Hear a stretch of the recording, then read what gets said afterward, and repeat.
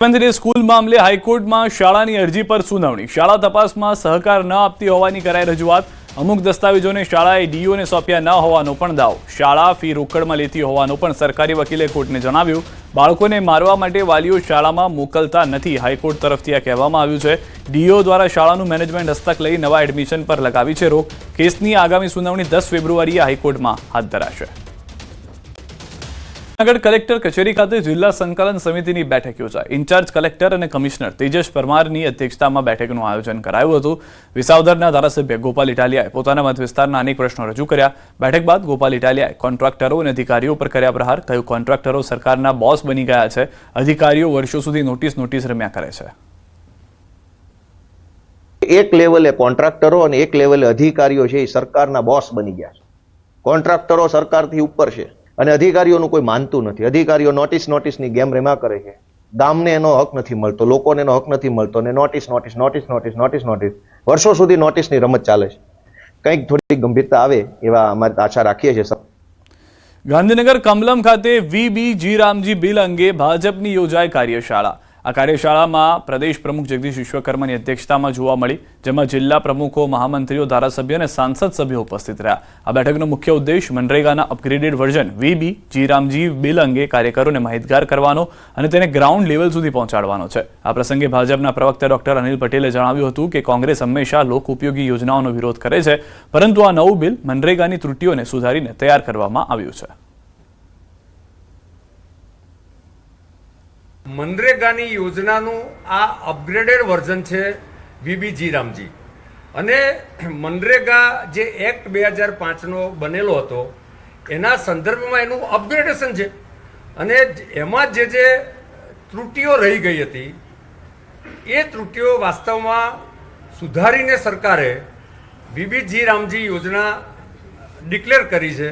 ગામડાઓના જે ગુજરાતમાં 18,000 ગામો છે એ ગામના ખેડૂતોને જીરામજી યોજનાથી કયા પ્રકારના ફાયદા છે, ગ્રામીણ અર્થતંત્રનો વિકાસ અને દેશના અર્થતંત્રના વિકાસના સમન્વય કરીને 2047નું જે નરેન્દ્રભાઈના વિકસિત ભારતના સ્વપ્ન સાથે કેવી રીતે આગળ વધવાનું છે એની ડિટેલ વાત માનનીય પ્રદેશ અધ્યક્ષશ્રી આજે સૌની વચ્ચે મૂકવાના છે.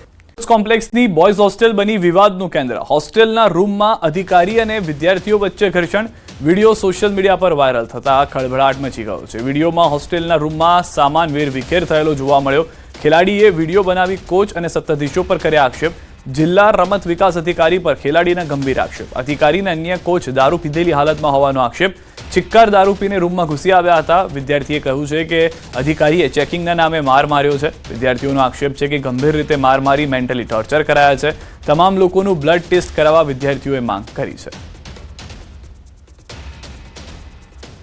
આજના અમારા જે સિનિયર કોચ છે તે રૂમ પર આવ્યા હતા અને ફૂલ દારૂ પીધેલા હતા અને રૂમ એમ કે છે કે રૂમ ચેક કરવાનો છે, એ બદલે પૂરો રૂમ આખો મારો તહેસ મહેસ કરી નાખો તો કોઈ વસ્તુ મળી નથી અને વારંવાર આવું મારી ઉપર કમસે કમ ઝાઝા સમય થયા કરે છે અને 2 મહિના થયા. મતલબ એવું કહે છે કે તારા રૂમમાં સપ્લિમેન્ટ છે ખાવા પીવાનું, જે બધું તું ખાશો પીશો બધું, મતલબ એટલું મેન્ટલી ટોર્ચર કરે છે મને. એટલે આજ સાંજે પીને આવ્યા હતા અને મને બહુ ગંભીર રીતે મારેલો હતો આજ સાંજે, કારણ કે કાસ્ટવાદ બહુ કરે છે સર અને આવું વારંવાર કરે છે. એવું નહીં, કારણ કે આવું તો મેન્ટલી ટોર્ચર તો ઘણા સાથે થયું છે ને ઘણાને કાઢ્યા છે અહીંથી અને એનું વહેલી તકે મતલબ આજ સાંજે માર્યા છે એટલે આજે પણ આલ્કોહોલ મતલબ બ્લડ ટેસ્ટમાં આવી શકે. આક્ષેપો અંગે અધિકારીએ પોતાનો બચાવ કર્યો. વિદ્યાર્થીના આક્ષેપોને અધિકારીએ પાયાવિહોણા ગણાવ્યા. હું અને અન્ય કોચ રૂટીન તપાસ માટે ગયા હતા. રાત્રે હોસ્ટેલમાં મસ્તી થતી હોવાની જાણ થતાં ચેકિંગમાં ગયા હતા. મેં કોઈ નશો નહોતો કર્યો. હું તે સમયે ગાઢ નિંદ્રામાંથી ઉઠીને ગયો હતો. ગાઢ નિંદ્રામાંથી ઉઠીને ગયો હોવાથી મારી આંખો ઘેરાયેલી હતી. આ માત્ર ગેરસમજ હતી અને વિદ્યાર્થી સાથે સમાધાન થઈ ગયું છે. એટલે કે અમારી વડી કચેરી દ્વારા જણાવવામાં આવેલ છે કે હોસ્ટેલની અંદર સમયાંતરે ચેક કરતું રહેવું. ઘણી વખત જમવાની ડીશો ઉપર જતી હોય કે સફાઈ ના હોય અથવા તો કોઈ અનઅધિકૃત સામાન કે વસ્તુ ના રાખે એ હેતુથી અમારે સ્પોર્ટ્સ કોમ્પ્લેક્સમાં હોસ્ટેલોમાં ચેકિંગ માટે જવું પડતું હોય છે. ના, એ તો બિલકુલ બે બુનિયાદ આક્ષેપ હતો અને એ રીતે કોઈ પરિસ્થિતિ હતી નહીં. એ વાત સાચી કે હું સૂઈ ગયેલો હતો અને ઉઠાડી લગભગ 10:30 ગયો, એટલે એ બાબત હતી. બાકી એવી કોઈ એમાં ખરાઈ નથી. નગરપાલિકા દ્વારા બિલ્ડરો સામે કરોડો રૂપિયાનો દંડ ફટકારવામાં મામલે હવે વિવાદ ઉઠ્યો છે. વાયુ પ્રદૂષણના નામે આ દંડ ફટકારવામાં આવ્યો હોવા છતાં સુરત બિલ્ડર એસોસિએશન ક્રેડાઈ દ્વારા ગંભીર આરોપો કરવામાં આવ્યા છે. સુરત મહાનગરપાલિકા દ્વારા બેવડા માપદંડ અપનાવવામાં આવી રહ્યા છે. ખાનગી બિલ્ડરોને વાયુ પ્રદૂષણ મુદ્દે ભારે દંડ ફટકારવામાં આવે છે, જ્યારે મહાનગરપાલિકા અથવા સરકાર દ્વારા ચાલી રહેલા પ્રોજેક્ટ પર કોઈ પ્રકારની દંડની કાર્યવાહી થતી નથી. કન્સ્ટ્રક્શન ઇન્ડસ્ટ્રીનો મોટો ભાગ 3% વધારે હોતો નથી. તેમ છતાં પણ અમને દંડ ફટકારીને કદાચ દબાવવામાં આવ્યા છે એવું કહી શકાય. અને અમારો આ કન્સ્ટ્રક્શનનો પીક ટાઈમ છે, એટલે અમારી પર દબાણ વધારે છે. ચોમાસામાં અમે કામ કરી શકતા નથી, એટલે અમારે કોઈ પણ જાતની આર્ગ્યુમેન્ટ વગર દંડ ભરી દેવો પડે છે. પૈસા બહુ મોટી વાત નથી, પણ પૈસાથી અગર સુરતની હવા ચોખ્ખી થઈ શકતી હોય તો એ મહાનગરપાલિકા જાણે, એ અમને ખ્યાલ નથી. પરંતુ કામ સહકારથી થઈ શકતું હતું, એને ટાઈમ ફ્રેમ આપીને પણ થઈ શકતું હતું. તો સુરતના બિલ્ડરોનું સ્પષ્ટ કહેવું છે કે ક્રેડાના જે પ્રમુખ છે તેને આપ સાંભળી રહ્યા હતા કે ખોટા માપદંડ સાથે અથવા તો તેઓને દબાવવાનો પ્રયાસ જે છે તે આ સમય દરમિયાન કરવામાં આવી રહ્યો છે મહાનગરપાલિકા દ્વારા. સમાચાર. કોંગ્રેસ દ્વારા એસઆઈઆરની કામગીરીનો વિરોધ, મતાધિકાર છીનવવાના પ્રયાસો સામે અવાજ ઉઠાવ્યો. કોંગ્રેસ પ્રમુખ પ્રતાપ દુધાત રામધૂન બોલાવી. કોંગ્રેસના કાર્યકરોએ કલેક્ટર કચેરીએ કર્યો વિરોધ. અધિક કલેક્ટરને આવેદન આપી કરી રજૂઆત. ભારતીય જનતા પાર્ટીને ચેલેન્જ આપું છું કે તમે તમારી પ્રેસ સામી રાખો, અધિકારીઓ એની પ્રેસ રાખે અને અમે વિરોધ પક્ષે અમારી પ્રેસ રાખીશું. કોણે આ ફોર્મ રજૂ કર્યા? 8000 ફોર્મ મારી વિધાનસભાના જે રજૂ થયા છે એ ક્યાંથી રજૂ થયા? એક જ દિવસે કઈ રીતના રજૂ થયા? દૂધનું દૂધ ને પાણીનું પાણી થશે. આ જવાબ ચૂંટણી પંચ આપશે. સરદારની પ્રતિમાનું અપમાન. દહેગામમાં સરદાર પટેલની પ્રતિમા સાથે શરમજનક કૃત્ય. નહેરુ ચોકડી પર લગાવેલી છે સરદાર પટેલની પ્રતિમા. અસામાજિક તત્વોએ રાતના સમયે પહેરાવી ગુલાબી ટોપી. અંધારાનો લાભ લઈને પ્રતિમા પર ટોપી પહેરાવીને કર્યું વિકૃત માનસિકતાનું પ્રદર્શન. દ્રશ્યોમાં પણ આપ જોઈ રહ્યા છો, સરદારની પ્રતિમા ત્યાં ઊભી છે. લોખંડી પુરુષ તરીકેની આ છાપને ખરાબ કરવા માટે કેટલાક વિકૃત માનસિકતાવાળા લોકોએ સરદારની ટોપી પિંક કલરની કરી અને તેના ઉપર તેઓને પહેરાવી દીધી હોય તેવા દ્રશ્યો જોવા મળી રહ્યા છે. રાતના સમયે આ ઘટના ઘટી હોવાની જાણકારી છે. હાલમાં પોલીસે પણ આ સમગ્ર ઘટનાની નોંધ લીધી છે અને અસામાજિક તત્વોને પકડવા માટેના પ્રયાસો શરૂ કરવામાં આવ્યા છે. તમામ સરકારી, ગ્રાન્ટેડ અને ખાનગી શાળાઓમાં સ્વચ્છતા અને ભૌતિક સુવિધાઓ સુધારવા માટે પ્રાથમિક શિક્ષણ નિયામકની કચેરી દ્વારા પરિપત્ર કર્યો છે, જેને લઈને શાળાઓએ 8 માર્ચ 2026 સુધીની સમયમર્યાદામાં તમામ જરૂરી કામગીરી પૂર્ણ કરવાની રહેશે. આ બાબતે કોઈ પણ પ્રકારની બેદરકારી જણાશે તો તેમના વિરુદ્ધ કડક કાર્યવાહીની ચેતવણી પણ આપવામાં આવી છે. પ્રસંગમાં દુર્ઘટના થઈ છે. 10 મહિલા ઘાયલ થયા છે. ડેસરમાં લગ્ન પ્રસંગમાં મોટી દુર્ઘટના સર્જાઈ હતી. ઈટવાડ ગામે મકાનનો પતરાનો શેડ ધરાશાયી થયો હતો. છાપરા પરથી 10થી વધુ મહિલાઓ નીચે પટકાઈ હતી. લગ્ન પ્રસંગે છાપરા પર ચડી મહિલાઓ લોટની વડી બનાવતી હતી તે સમયે દુર્ઘટના ઘટી. છાપરા પરથી પડતા તમામ 10 મહિલાઓને ઈજા પહોંચી છે. ઈજાગ્રસ્ત મહિલાઓને સારવાર માટે હોસ્પિટલ ખસેડવામાં આવી છે. મહિલાઓ બધી ભેગા થઈને વડીઓ મૂકતા હતા. વડીઓ મૂકતા અડારું અચાનક જ પડી ગયું નીચે. એટલે અમે બધી મહિલાઓ સાથે બધા નીચે પડી ગયા. અમે 2-3 નીચે દબાઈ ગયા. અમે બધા ઊભા પડે, એમને બહુ નથી વાગ્યું, પણ પેલા જે નીચે દબાઈ ગયેલા ને વધારે વાગ્યું. અને અડારું છે એની એંગળી ભાગી ગઈ, 2 કકડા થઈ ગયા. અને એની જે લાકડાની જે નાખેલી હતી એ પણ 2 કકડા થઈ ગયા અને બધા નીચે પડી ગયા. અમે એક મહિલાને વધારે વાગ્યું છે, પગે ફ્રેક્ચર થઈ ગઈ છે. રહેણાંક વિસ્તારમાં ઘૂસેલું શિયાળ પાંજરે પુરાયું. સમામાંથી વન વિભાગની ટીમે શિયાળનું રેસ્ક્યુ કર્યું હતું. બચવા માટે શિયાળે રોડ પર દોડ મૂકી હતી. સમાના કોર્પોરેશન ગાર્ડનમાં છુપાઈ ગયું હતું. શિયાળનું રેસ્ક્યુ થતાં લોકોએ રાહતનો શ્વાસ લીધો હતો. રહેણાંક વિસ્તારમાં શિયાળ આવતા લોકોમાં ફફડાટ ફેલાયો હતો. સમા અભિલાષા 4 રસ્તા પાસે શિયાળ આવ્યું હતું. તો દ્રશ્યોમાં પણ આપ જોઈ રહ્યા છો કે જે શિયાળ છે તે કઈ રીતે સોસાયટીની અંદર ઘૂસી જાય છે. આસપાસથી લોકો પણ આવી ગયા હતા. વન વિભાગને જાણ પણ કરવામાં આવી હતી. સફળતાપૂર્વક શિયાળનું રેસ્ક્યુ કરી લેવામાં આવ્યું છે. જે જાહેર જનતા અને લોકોની વચ્ચેથી પસાર થતું આ શિયાળના દ્રશ્યો જોઈ રહ્યા છો તે મકાનની પાસે જઈ અને ઊભું રહી ગયું હતું. ત્યારબાદ વન વિભાગની ટીમને જાણ કરાતા તુરંત વન વિભાગની ટીમ એક્શનમાં આવીને શિયાળને સફળતાપૂર્વક રેસ્ક્યુ કરવામાં આવ્યું.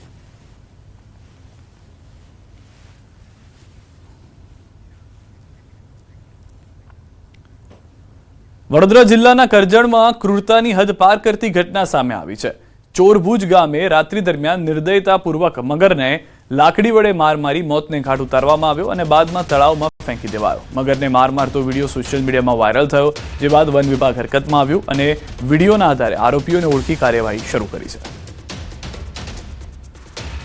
તો લાકડી વડે માર મારી મોતને ઘાટ ઉતારવામાં આવ્યો હોવાનો આ વિડીયો જે છે તે વાયરલ થઈ રહ્યો છે. મગર પરની ક્રૂરતાના દ્રશ્યો આપ જુઓ. મગર સાથે જાનવર જેવી હરકત કરવામાં આવી છે અને એ દ્રશ્યોથી સ્પષ્ટ થઈ રહ્યું છે. કરજણમાં આ અમાનવીય વર્તન કરનાર કોણ લોકો છે તેની તપાસ કરવામાં આવી રહી છે.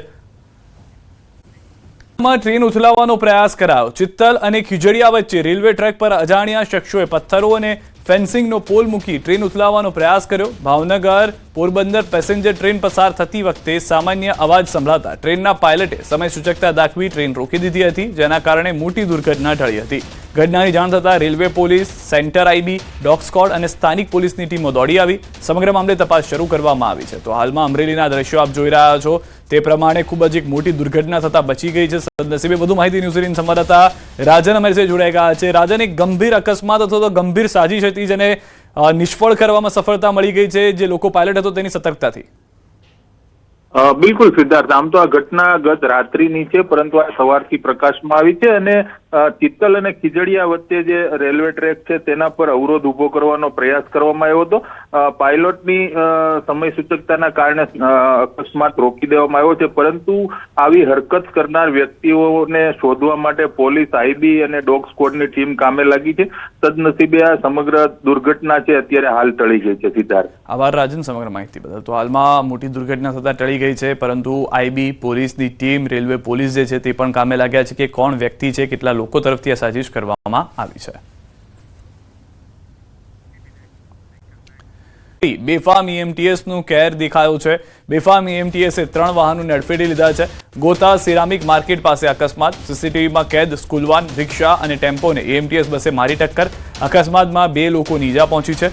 સ્કૂલ વાન ખાલી હોવાથી મોટી જાનહાની ટળી છે. ટ્રાફિક પોલીસે અકસ્માત અંગે કાર્યવાહી શરૂ કરી છે.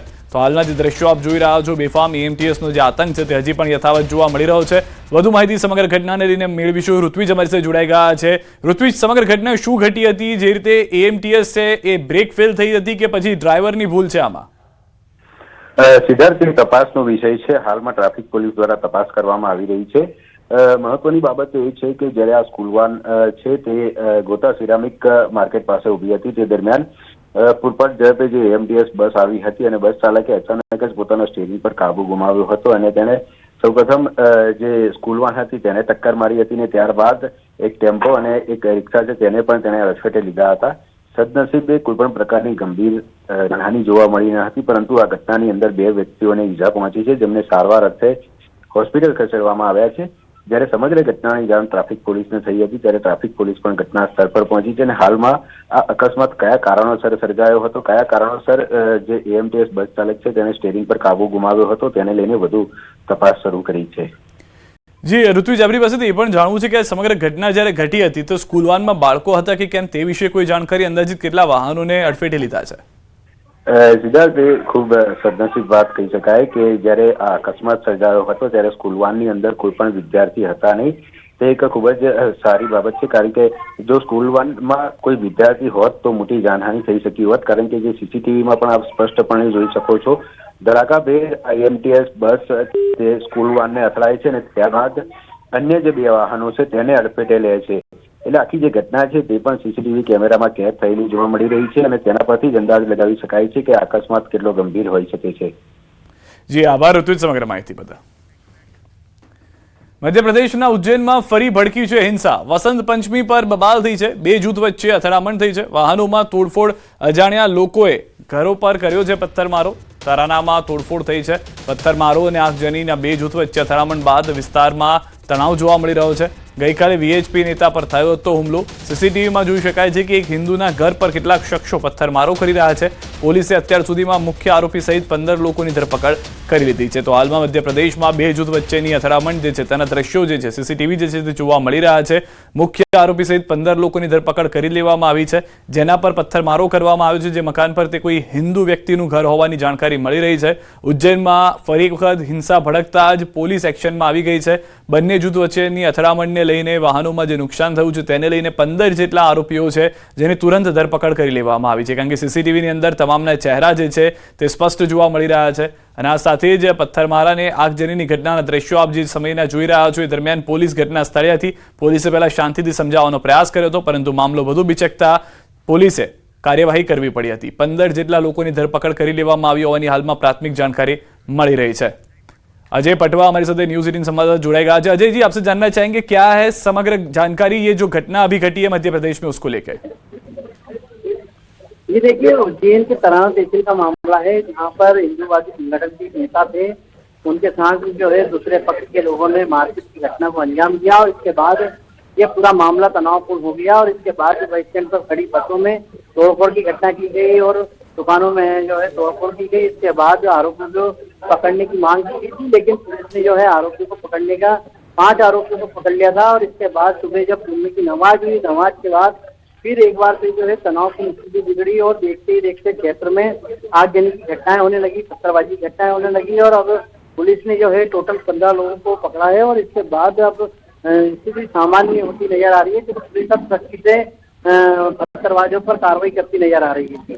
अजय, आपसे ये भी जानना चाहेंगे कितने जो व्हीकल्स है उसमें आग लगाई गई है या तो कितने लोग हैं जो जख्मी हुए, क्योंकि हमारे पास जो विजुअल उसमें दिख रहा है कि बसों को जलाया गया है, लोगों के घरों के कांच तोड़े गए.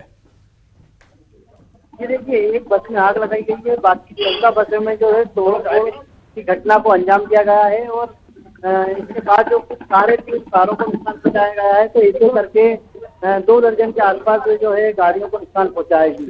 फिलहाल क्या परिस्थिति है, अगर जिस तरह से पुलिस ने कंट्रोल कर लिया है बाबा, या अभी भी जो माहौल है वो गर्म दिख रहा है?